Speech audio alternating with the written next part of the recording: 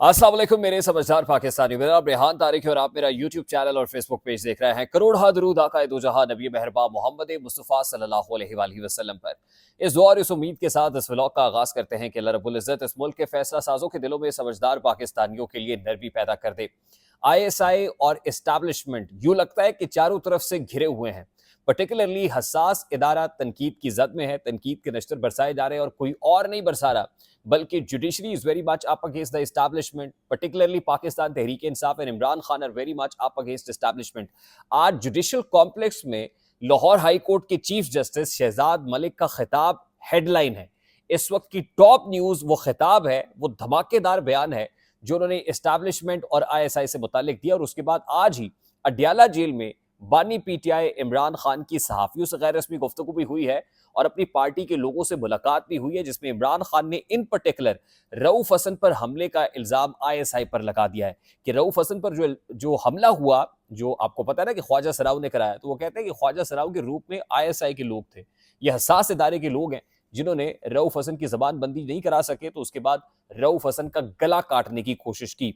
सबसे पहले आज शहजाद मलिक साहब chief justice Lahore high court, ये मैं आपको बता दूं कि पार्लियामानी कमेटी ने उनके नाम की अप्रूवल दे दी है और अब वो chief justice Lahore high court नहीं रहेंगे बल्कि सुप्रीम कोर्ट ऑफ पाकिस्तान पहुंच जाएंगे। और मेरा ख्याल है कि मुख्तदरा को सूट भी ये करता था कि chief justice Lahore high court कोई और हो, और मैं आपको पहले खबर दे चुका हूं कि आउट ऑफ टर्न प्रमोशन भी हो सकती है।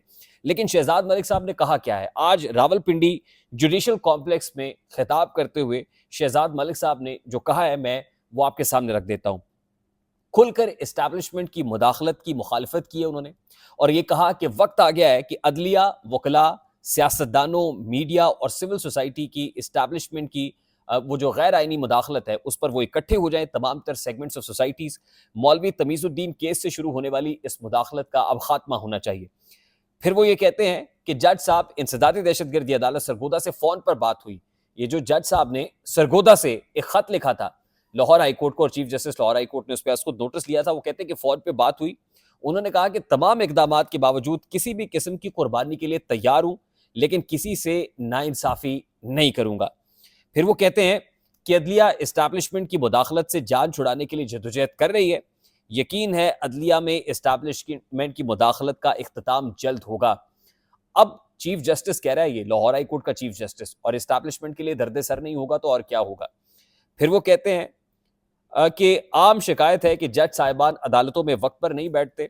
जजेस की हाजिरी के लिए पंजाब में बायोमेट्रिक सिस्टम लाए हैं, जो जजेस वक्त पर नहीं आएंगे उनके खिलाफ कार्रवाई होगी। उसके बाद ये बातें तो जाहिर है शहजाद मलिक साहब उस हैसियत में कर रहे हैं कि वो chief justice Lahore high court हैं, लेकिन जब सुप्रीम कोर्ट पहुंचेंगे तो फिर वो चीफ जस्टिस का स्टेटस तो एंजॉय नहीं करेंगे, बल्कि वो सुप्रीम कोर्ट के जज होंगे और वहां पर चीफ जस्टिस वो नहीं होंगे, वहां पर चीफ जस्टिस जस्टिस काजी फाइज ईसा होंगे। अब सबसे पहले तो मैं आपको ये बता दूं कि जुडिशरी और एस्टैब्लिशमेंट की इस जंग के अंदर एक इंतहाई दिलचस्प मोड़ आने जा रहा है, क्योंकि हमारे जराए ने कन्फर्म किया और खबर मैं आप तक पहुंचा रहा हूं कि chief justice Lahore high court के ऊपर एक केस बनाया जा रहा है। यानी एक इंपॉर्टेंट मामला, उनकी साहबजादी ने को खन्ना पुल के करीब इस्लामाबाद में एक गाड़ी को कुचला था और उसके अंदर लोग जान से गए थे। बड़ा हाई प्रोफाइल केस बना था। शहजाद मलिक साहब का लाहौर हाई कोर्ट के जज की हैसियत से काम कर रहे थे। इनका ये वो वाला जो मामला है ना, वो मामला भी अब ओपन होने जा रहा है और उसको कुछ लोग ज़ाहिर है ताकतवर ओपन करेंगे। कुछ और जजेस ऐसे हैं जिनकी हाउसिंग सोसाइटीज़ के हवाले से, जिसको कहते हैं ना खुरा नापना, वो मालूमात तक रसाई हासिल की गई है और उनके अगेंस्ट रेफरेंस बनाया जा रहा है। और मैं आपको ये भी बता दूं कि एक मंजर हल्के हल्के अंदाज में इस्टेब्लिशमेंट की तरफ से, एजेंसीज की तरफ से इन जजेस पर वाशगाफ अंदाज में क्लियर किया जा रहा है कि हुजूर ये है, ये हम फाइलें खोल देंगे, हम खाते खोल देंगे, रेफरेंस बना देंगे, पकड़ धकड़ शुरू हो जाएगी, गिरफ्तारियां भी हो सकती हैं। ये जो जजी है जिसके ऊपर आप बैठे हुए उसे हाथ भी धोना पड़ सकता है और ये एंड ऑफ द स्टोरी होगा। और जाहिर है जो ताकतवर होगा फिर अपना मसल शो करेगा। अब इस हालत के अंदर जो जजेस हैं वो तबले जंग बजाए हुए हैं, सिर्फ इस्लामाबाद हाई कोर्ट के ही नहीं बल्कि लाहौर हाई कोर्ट के भी। और सुप्रीम कोर्ट ऑफ पाकिस्तान के अंदर जो प्रोपोर्शन बनने जा रही है वो भी बड़ी दिलचस्प प्रोपोर्शन बनने जा रही है, जहाँ जस्टिस मंसूर अली शाह, जस्टिस अतर मिनल्ला, जस्टिस शाहिद वहीद, जस्टिस आयशा मलिक और जस्टिस शहजाद मलिक, यानी वो जजेस बनने जा रहे हैं। पहले तो हम ख्याल जजेस थे ना, जस्टिस उमरता बंदयाल के दौर में तासुर था हम ख्याल जजेस हैं, तो अब जस्टिस काजी फायज ईसा को मुझे तो लगता है कि ता देर रखना, ज्यादा देर तक रखना मजबूरी बन जाएगी ताकतवर लोगों की भी, इस्टेब्लिशमेंट की भी और हुकूमत की भी।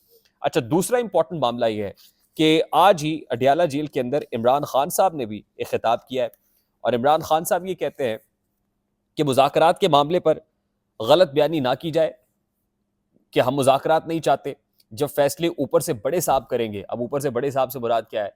वही जिनको वो जंगल का बादशाह कहते हैं, वो chief of the army staff general Asim Munir की बात कर रहे हैं कि जब फैसले ऊपर से बड़े साहब करेंगे तो फिर इनसे मुज़ाकरात का क्या फ़ायदा? यानी हुकूमत से, सियासी लोगों से मुज़ाकरात का क्या फ़ायदा?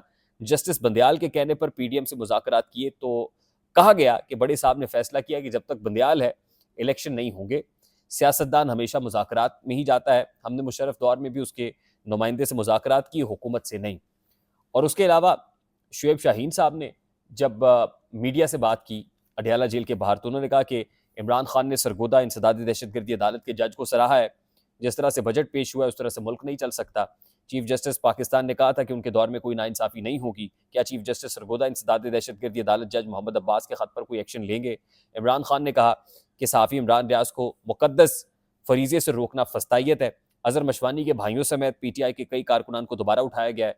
इमरान खान ने कहा कि रूल ऑफ लॉ नहीं होगा तो मुल्क में सरमायाकारी नहीं आएगी। और फिर इमरान खान ने कहा कि बजट में तनख्वाहदार तबके पर टैक्सेस लगाए गए हैं, ये जुल्म है, ये बजट जालिमाना बजट है। बानी पीटीआई ने बजट को भी जालिमाना बजट करार दिया है। इस वक्त जो माहौल बन रहा है वो यकीनन जंग का सा माहौल है। अब उसके अंदर मुज़ाकरात कैसे? ऑल्दो इमरान खान कह रहे हैं कि महमूद खान अचकज़ई को हमने मैंडेट दिया हुआ है मुज़ाकरात का और वो मुज़ाकरात करेंगे, लेकिन खबरें कुछ और आ रही हैं। खबरें कुछ ऐसी सामने आ रही हैं कि जिसमें पहले मौलाना फजलुर रहमान साहब से कुछ मुलाकातें हुई। अब महमूद खान अचकज़ई को जो इमरान खान साहब ने मैंडेट दिया है, तो जहाँ शहबाज शरीफ साहब मौलाना से मुलाकात के लिए पहुंच गए, तो यहाँ पर नवाज शरीफ साहब भी महमूद खान अचकज़ई से मुलाकात कर सकते हैं और पुरानी दोस्ती याद करा सकते हैं और उसके बाद एक और डेंट भी पड़ सकता है। तो ये यकीनन बड़ा सीरियस थ्रेट होगा पाकिस्तान तहरीक इंसाफ के लिए और इस्टेब्लिशमेंट जो है वो अपनी चाल चल रही है, यानी काउंटर स्ट्रैटेजी के तौर पर मामले को आगे लेकर चल रही है। दूसरी तरफ आप ये देख लीजिए कि ऑडियो लीक्स का मामला भी है, वो हुआ है, उसके ऊपर जस्टिस काजी फायजी साहब भी, अभी खत का मामला है उस पर खामोशी है। और जो इम्पोर्टेंट चीज़ है वो ये है कि जुडिशल कमीशन के इजलास के अंदर जो है वो तकर्रियाँ फाइनल हो गई हैं। शहजाद मलिक साहब की, लाहौर हाई कोर्ट से जस्टिस शाहिद बिलाल साहब की, सिंध हाई कोर्ट से जस्टिस अकील अब्बासी साहब के नामों की भी मंजूरी हो गई है। तो this is news out from the centre. दोनों तरफ है आग बराबर लगी हुई और चारों तरफ से इस्टेब्लिशमेंट और आईएसआई को घेरे में लिए हुए हैं। मामला तब उस नहज पर जा रहे हैं कि जब पकड़ धकड़ भी होगी, गिरफ्तारियां भी होंगी, कार्रवाइयां भी होंगी, रेफरेंस भी होंगे और उनके फैसले भी कराए जाएंगे। क्योंकि जब मामला इस नहज पे पहुंचते हैं, क्लाइमेक्स होता है, तो फिर क्लाइमेक्स में देखा नहीं जाता। वो कहते हैं मोहब्बत और जंग में सब जायज़ है। आई होप मेरी बात आप तक पहुंची होगी। अगर पहुंच जाए तो वीडियो को लाइक और शेयर करना मत भूलिएगा। चैनल पे नए हैं तो चैनल को सब्सक्राइब कर लीजिएगा। बेल आइकन जरूर दबाइएगा। मुझे रेहान तारिक को इजाजत दीजिए। अपना बहुत सारा ख्याल रखिएगा। अस्सलाम वालेकुम।